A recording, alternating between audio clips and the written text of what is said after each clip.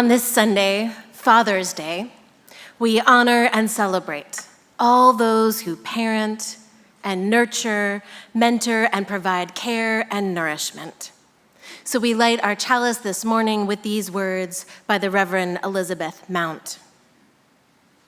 From our very first breath, we reach out. Co-regulation, not self-regulation, is our nature. We find our cues from the sun and the moon, from each parent and caregiver. We find our place in this great turning planet by turning to one another. Generation to generation, we awaken to the dawn and fall asleep at the evening's end. Our life's journey is part of something greater, something simple, something divine. A flame cannot be lit without a spark. A life cannot begin without the air. And we cannot begin to find ourselves without love. May we reach out to one another. May we offer love and nurturing care. May we join together in celebration of the interdependence of our lives. In this spirit, let us worship together. Con espíritu de reverencia, reconocemos que nos juntamos en esta mañana en la tierra de los Kumeyaay, quienes continúan viviendo en todo su territorio. Al emprender este viaje juntos, mantengamos en nuestros corazones y mentes el pueblo Kumeyaay. In a spirit of reverence, we acknowledge that we gather this morning on the land of the Kumeyaay, who continue to live throughout their territories. May the light of this candle shine for our commitment to the Kumeyaay people and to justice and equity for Indigenous people everywhere. I invite you now to rise, embody your spirit, and join in our gathering hymn, number 1003, Where Do We Come From?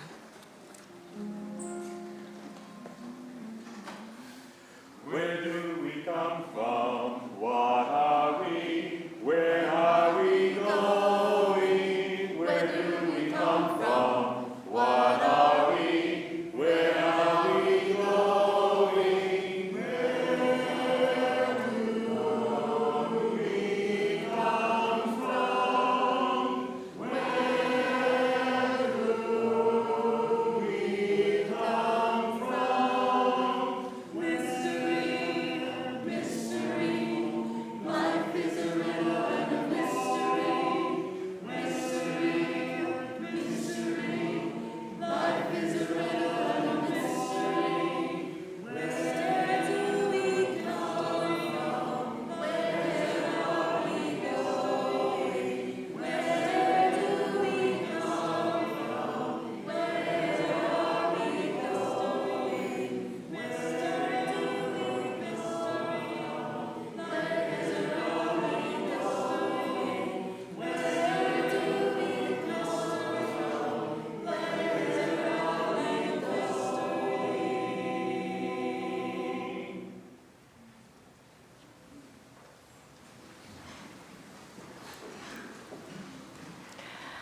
Good morning and welcome to the First Unitarian Universalist Church of San Diego, where we worship each Sunday in the South Bay, in Hillcrest, and online. Our mission is to create community, to nurture spiritual growth, and to act on our values to help heal the world. I am the Reverend Kristen Kuriga. I use the pronouns she and her, and I serve as one of the ministers of this church. If you're visiting, I want to extend a special welcome. We invite you to fill out the visitor card in your order of service, and you can return it to the welcome table. If you're joining us online, you can also fill out the visitor card at the link on the live stream page or in the YouTube service description. We would love to connect with you. If you have been coming for a while and you're starting to feel like this community is your spiritual home, consider becoming a member. You can also learn more about becoming a member at the welcome table or by contacting Valeria Aguilar, our membership coordinator. welcome to this space. Bring all of who you are, in all the beauty of languages, cultures, and skin tones that come together in your uniqueness. You are welcome here. In all the ways you experience and express gender, you are welcome here. In the beauty that is who you love and how you love, you are welcome here. In all the ways you live and move and experience your embodied self, you are welcome here. With all the religious and ethical traditions that inform your spiritual life, you are welcome here. Join us as we live into our shared values with love at the center. We're so glad you're here. I invite you now to rise again, embody your spirit, join in singing our church hymn and reciting our church aspiration in both English and Spanish.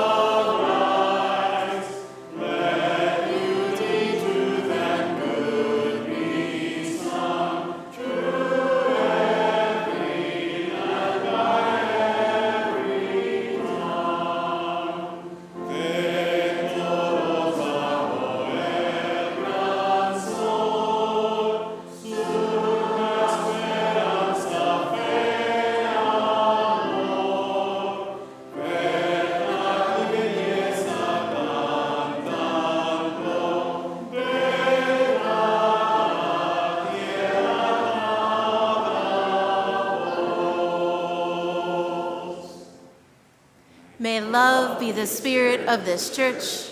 May the quest for truth be its sacrament, and service be its prayer, to dwell together in peace, to seek knowledge in freedom, and to help one another in fellowship. This is our aspiration. Que el amor sea la doctrina de esta iglesia, la búsqueda de la verdad su sacramento, y el servicio su oración. Vivir juntos en paz, buscar la verdad con libertad y ayudarnos mutuamente en comunidad.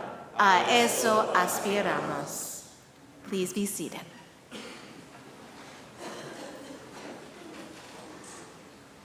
Good morning, friends. I'd like to invite any children or youth who would like to come up and join me for our time for all ages. Good morning. Here comes some more.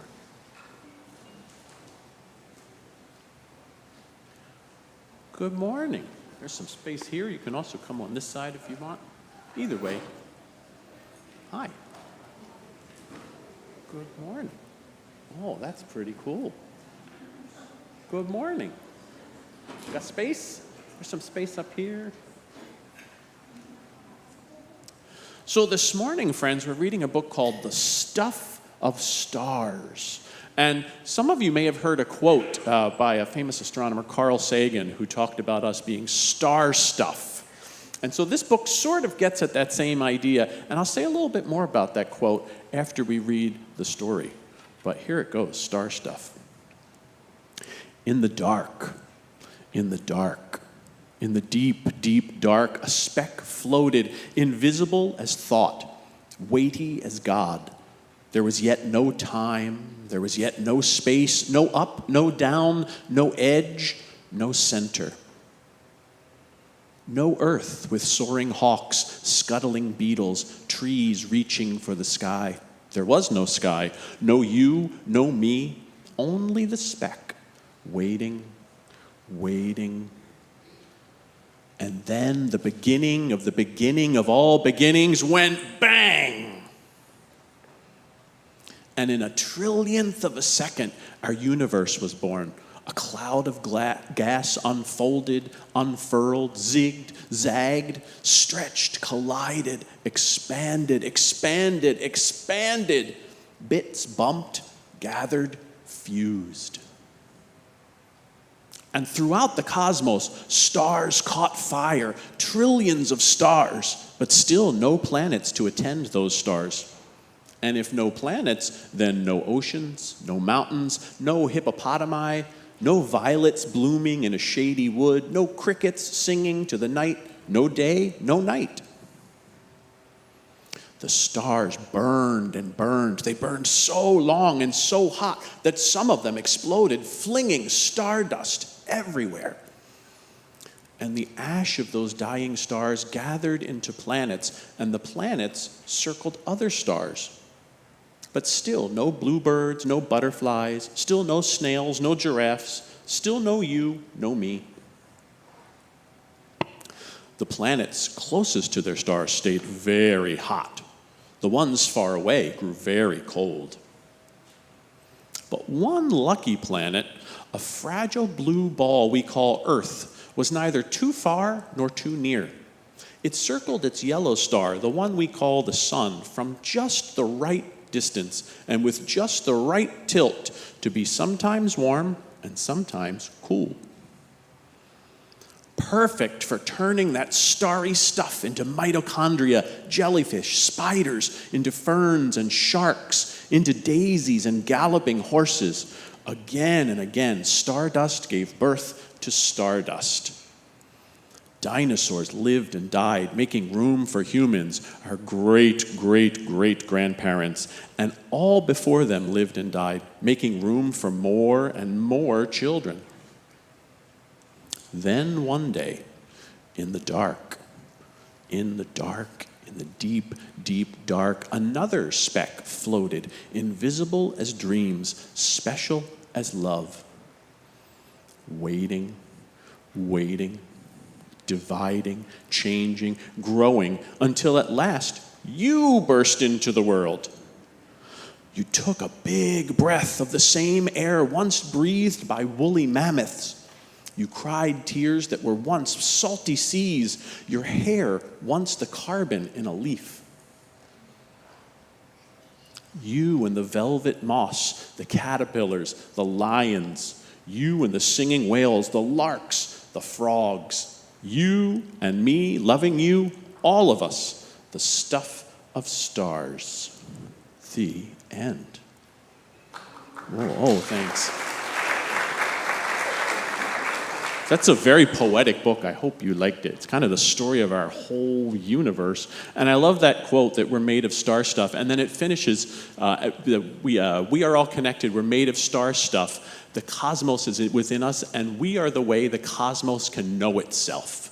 And so for me, it's that idea, not just that we're made of stars, but there's that wonder, but our rationality, our ability to know what's in us is part of that wonder, that our rationality and the wonder are connected, and we need both. So thanks for listening to that story with me today, friends. Can you help me out up here?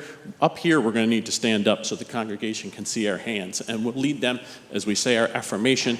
We'll say it first in English and then in Spanish. We are Unitarian Universalists, a people of open minds, loving hearts, and welcoming hands. Somos unitarios, universalistas, personas de mentes abiertas, corazones amorosos, y manos que dan la bienvenida. And now I invite any of the children or youth who would like to come follow me, and we'll go outside and head to our groups.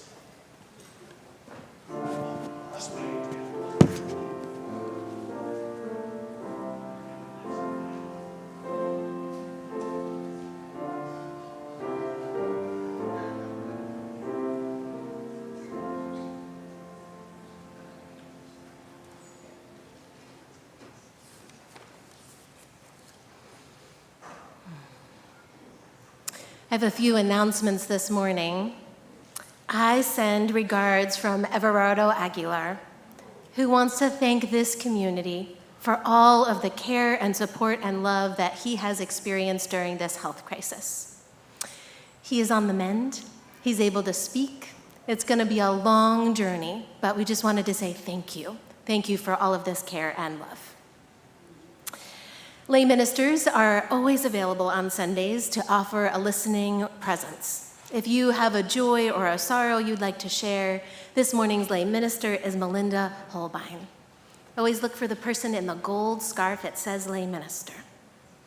There are a few things happening after service today. One is our usual social hour over in Bard Hall, so I invite you to join us there. There's also a tour of our campus led this morning by Matt Kaplan. You can meet him right here after the service if you'd like to go on the tour and see some of the gems of our campus.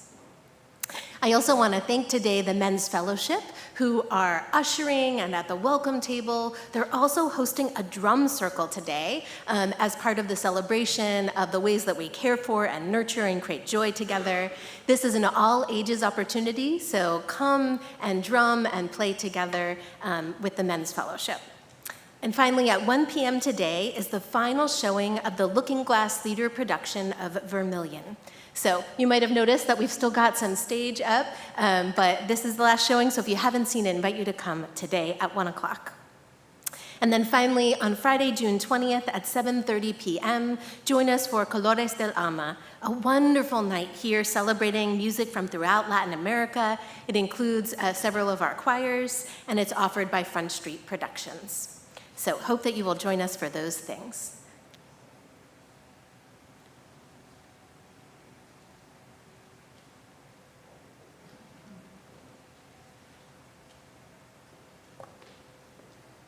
Good morning. One way we live our values each Sunday is by sharing our offering with a local organization working for justice. Through the month of June, our offering is being received in support of our very own South Bay Food Pantry. When my wife and I began coming to the UU Church of San Diego, the earliest signs that we had found a grounded and transformative community wasn't in the welcoming tone and inclusive design, nor was it in the beautiful music and inspiring sermons.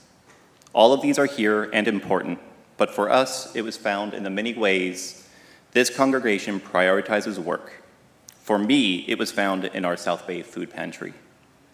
The pantry does amazing work every week feeding hundreds of families, a service more important than ever in our troubling times.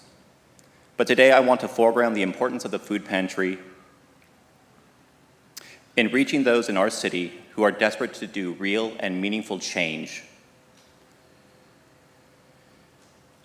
to do real and meaningful work, but lack the communities and opportunities to do so. The First UU of San Diego has an important role to play in the coming years. And I would like to offer the food pantry as one of the many front lines in this struggle we find ourselves in. Many will be looking for somewhere to go, for something to do. When you give this morning, know you are supporting a space that makes a difference for those it serves, for those that serve it, and for those that are looking for a place to serve. Thank you for your time and for your generosity.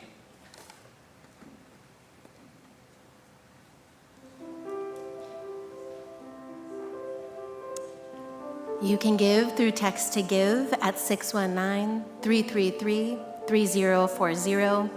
You can also donate in person by cash or check in the back of the sanctuary or on the church website at firstuusandiego.org. Thank you so much for your generosity.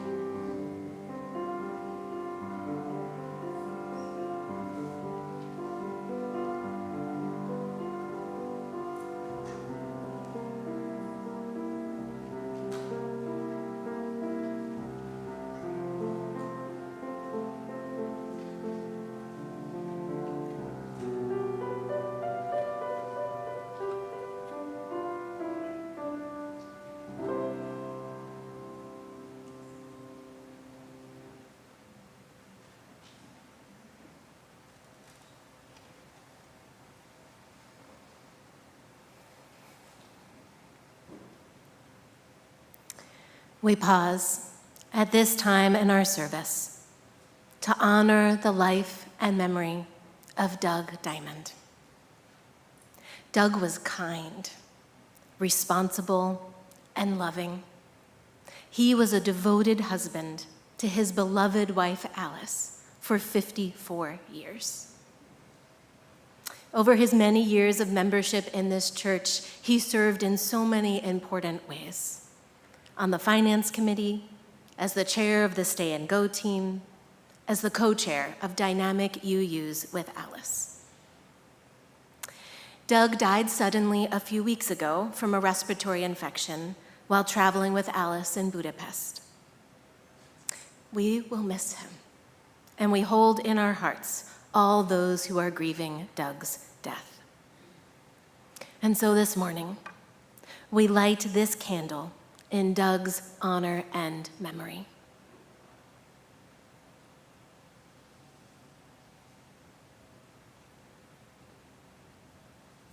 And to mark the weightiness of his loss, we extinguish the flame of our chalice, the symbol of our gathered community, because our company has been diminished by his loss.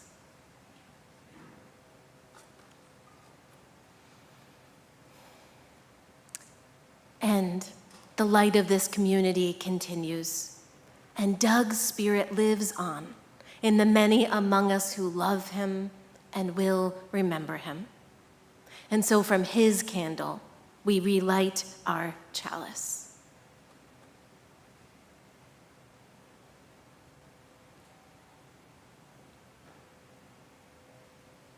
This community of memory and hope shines on.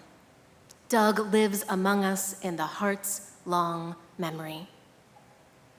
In mystery, we are born. In mystery, we live. And in mystery, we die. Blessed be.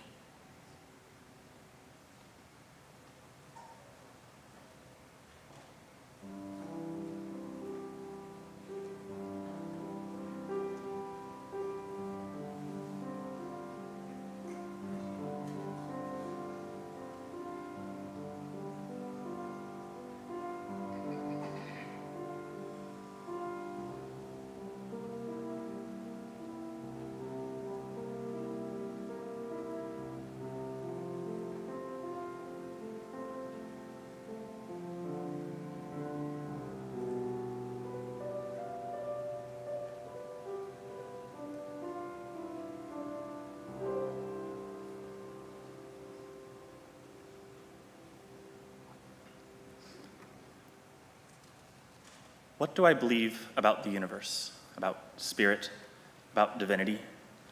What are my faiths, and what is my identity? And critically, what is the gulf between these beliefs and religion? What is it that allows a belief to transcend the mundane and enter the divine?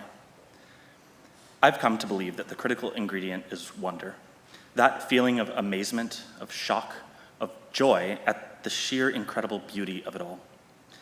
So I wanted to start today with a story that fills me with wonder, that seems too amazing to possibly be true, but that I believe nonetheless. It's a story of Genesis, or more precisely, of emergence, that coming together of things, creation not from nothing, but as the transcendence of many lesser things into something new and beautiful. First there was dust, a scattering of matter stuff distributed through space and traveling through time. In itself, this was only dust, but in the interaction between pieces of dust, something else emerged. A professor who taught me how cells work once said, just as religion has God, biology has billions upon billions of years, a catch-all, unfalsifiable answer to any question of how. And indeed, billions upon billions of years went by, and the dust found each other. The power of attraction crammed it together so tightly that it ignited into heat and light, and so stars were born from the mixing of matter and time. These perpetual explosions spat out yet more dust, which found each other again, and so planets were born. On at least one of these planets, some pieces of dust did something new. Perhaps the first truly new thing since the beginning. They transcended the material and entered a whole new realm of existence. They became information. They became emergent, more than the sum of their parts. Just the right matter in just the right shape became life. What is life? You know it when you see it. We can come up with any number of definitive criteria, but to me, what makes something alive is that it alone, in all the universe, for a moment in time and a corner of space, creates ordered complexity, pushing back against the entropic homogeneity that the universe otherwise prefers. As a rule, things fall apart, but life, perhaps unique in all creation, refuses to accept the inevitability of thermodynamics. It gathers energy from light or heat or other life and spends it for the singular purpose of pushing back against entropy, of maintaining the ordered complexity that nature so abhors. And since life is made of information, manifests in the specific ordering of molecules passed from generation to generation, it can change. It can explore its own potential. It can get better or worse at forestalling disorder and the end of its story. It can, in a word, evolve. Simple cells with simple machines can become less simple cells with more complex machines. If this allows for the conversion and storage of more energy, the gravity well of entropic disorder can be pushed back just a little bit further. Cells that work together might access a whole new suite of strategies, and so the universe becomes just a little bit stranger, a little more complex, a little more interesting. Remember, just as religion has God, biology has billions upon billions of years, and indeed, billions upon billions of years went by. Some cells learned to eat other cells, using the stolen energy to hold back entropy. Some cells shed bodies and hitched a ride in others' genomes, and some cells got so good at working together that they began to form communities of specialization. Some found food, others turned that food into energy, yet others protected the community from invasion. And billions upon billions of years went by. Eventually, cellular communities became so specialized and interdependent that they lost any semblance of individualism. Were these still best thought of as a collection of cells? Or had they once again transcended their individualism, like dust into stars and molecules into cells, and emerged as a whole new thing onto themselves, as beings? Billions upon billions of years went by. These beings, individuals now themselves, communities no longer, went through the same process as their single-celled ancestors before them. They developed strategies and tactics fit for their newfound potential in this war on entropy. Some sent down roots and leaves up, becoming giant spreading pillars of sun and water-hoarding life. Others developed complex organs to convert light and sound and force into memory, prediction, and consciousness. Some learned to work with other beings to form communities and societies that once again pushed up against the concept of the individual, that threatened to transcend once more, to emerge as whole new beings unto themselves. And so I was born into the world, a collection of dust, yet more. A mass of cells, yet more. A being, consuming energy to fend off entropy, converting light and sound and force into prediction and memory, creating force to manipulate the world around me, blessed with some small piece of understanding, just enough to know how lucky I am to be alive, to have thought, to feel sadness and wonder and love, and yet still more. A piece of a community, not yet best understood as a thing unto itself, but certainly as more than the sum of its parts.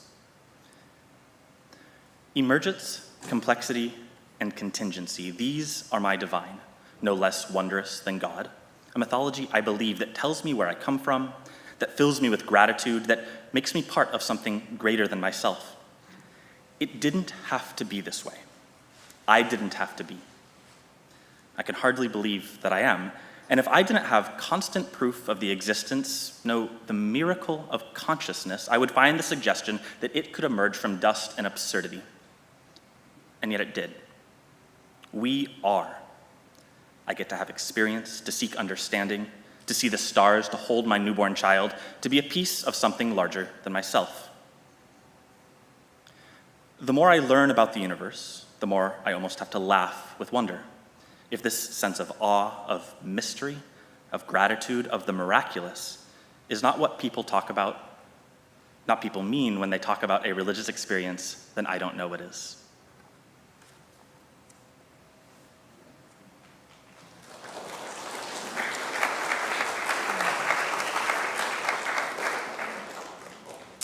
I'm going to invite us into some time to just settle in and absorb some of that story and sit with it and be with it.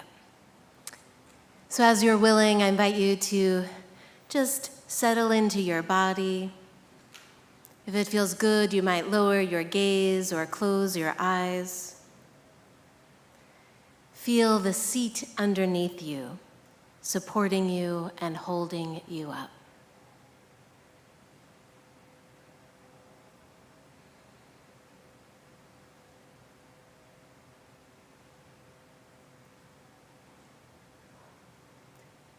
Take a few moments to just be with whatever you are feeling this morning.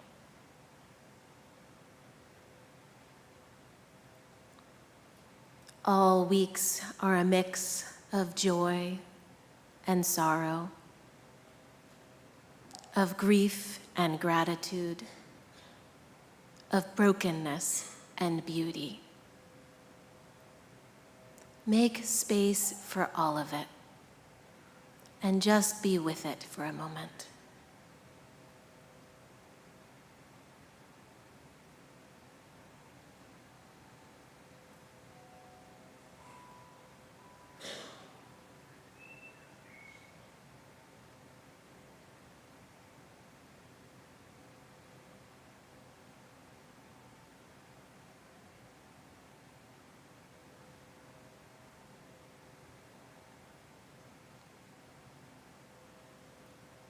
You might connect with the breath.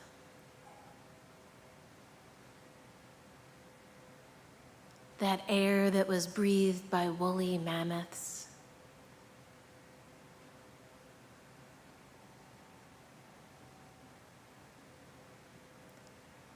That rhythm in the body that connects us to all life.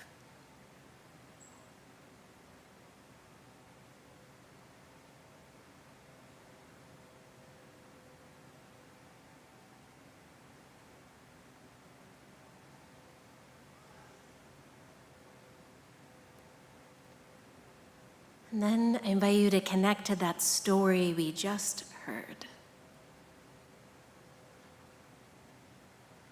Emerging from dust. Made of stardust.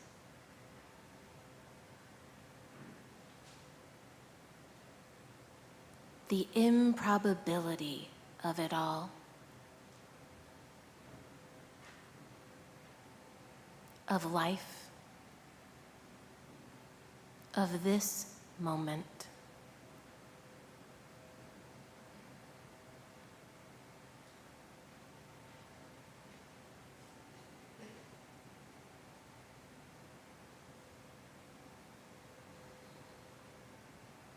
If it feels right for you, you might express gratitude for this life that didn't have to be, but is.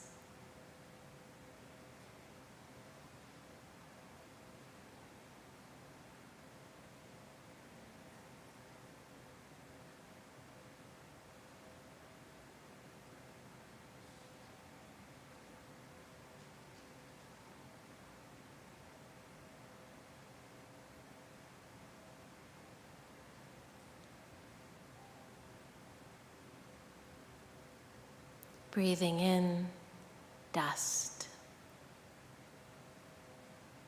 Breathing out, life. Breathing in, dust.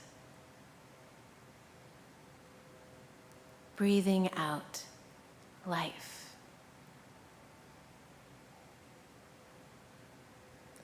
Dust.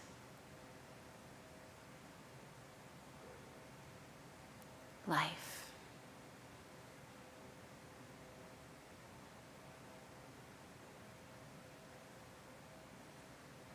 Dust. Life.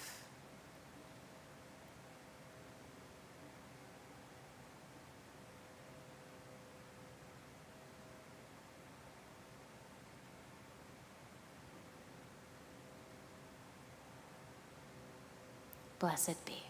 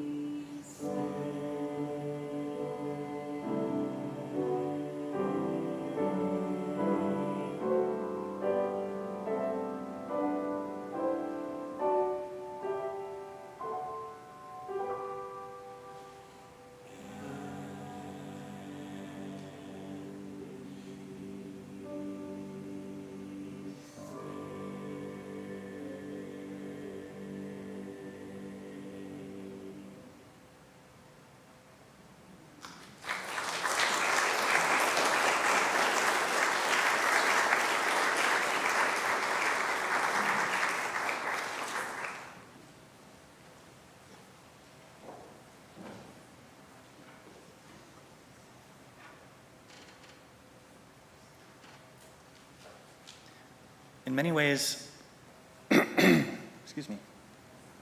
In many ways, I am not an ideal candidate for religion.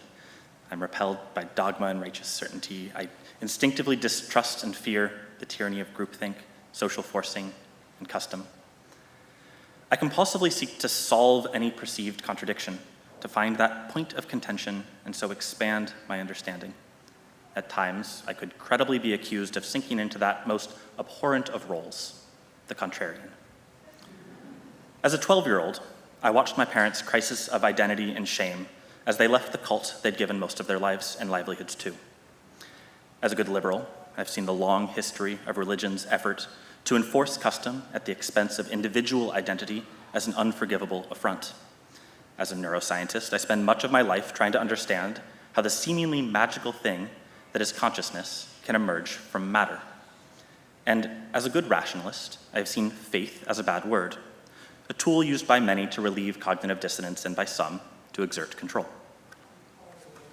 But as I've come into my full adulthood, and especially as I've had kids, I've come to realize that I am missing something. My rationalism is irrational, and my individualism precludes the full experience of life. The story of Genesis I just told is my creation myth, as magical as any other, and emergence is as ineffable a concept as any divine. But most importantly, I've come to see faith as absolutely necessary for a good life and a functional society. What is faith, then? It is a set of chosen beliefs, unrelated to reason and evidence. You believe it because you choose to believe, not because it is true. Every functional relationship runs on faith. My wife and I both choose to believe we can rely absolutely upon one another, that each will always have the other's best interests in mind. Is this rational? No. Neither of us could know for certain, especially in the early days. But if we believed this rational uncertainty, we would always hedge, always avoid giving too much of ourselves, always fear becoming too reliant and exposed, and this would preclude our interdependence. So we choose to believe. We choose faith in each other and in our love, and it is this very faith that makes itself come true. Our faith proves itself. Likewise, I have faith in the value of doing the right thing. I believe, irrespective of evidence, that when I give my best to the world will give its best to me. I don't have to look out for number one. The best way to take care of myself and my family is to be a good person, to contribute, to let others rely on me. Is this true? I don't know, and it doesn't matter. My life is better because I believe it. It is a chosen belief based on vibes and utility, not rationalism. At its core, faith allows behavior that is locally irrational, but globally ideal. Lets us interact with one another without fear, to go boldly into the future, finding the win-win ideal instead of hedging against the unacceptable betrayal. Faith, especially faith shared with others, opens the possibility of hope and love rather than fear and cynicism, of cooperation rather than competition, of the positive sum rather than the zero sum, in other words, of community. The cult I was raised in required its adherents to give up much of themselves in the name of faith, including their moral clarity. I've spent much of my life recoiling from this tendency, and as a result, I've missed many opportunities for community. I've placed a premium on independence of thought, above interdependence, above covenant, above shared identity. But strong community, which I crave, depends upon these things. It is a form of transcendence, leaving behind part of the atomized self to become part of a larger whole. It is the difference between the cellular organism, competing at times, cooperating at times, but generally acting as an individual, and the emergent collective being, a thing unto itself. And so here I am, at the UU, hoping to find communal transcendence. I found divinity in emergence and faith in interdependence. I have a community I can lean on, that I can sing with, that can love my children. I can sit out in the courtyard after service and just be comfortable in the certainty that this is a place I belong. And so maybe, just maybe, My greedy approach can work. Maybe I can have my cake and eat it too, finding religion without giving up anything of myself. I hope so. But then again, perhaps not.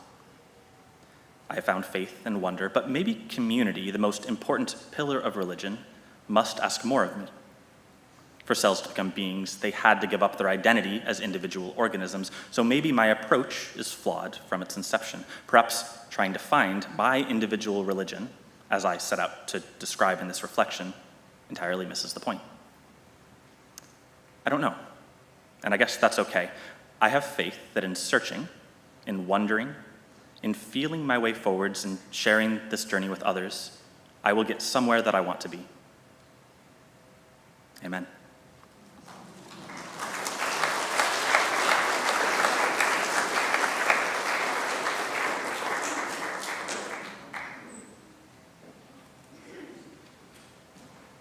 Please rise in body or spirit as we begin to close our service with our hymn number 298, Wake Now My Senses.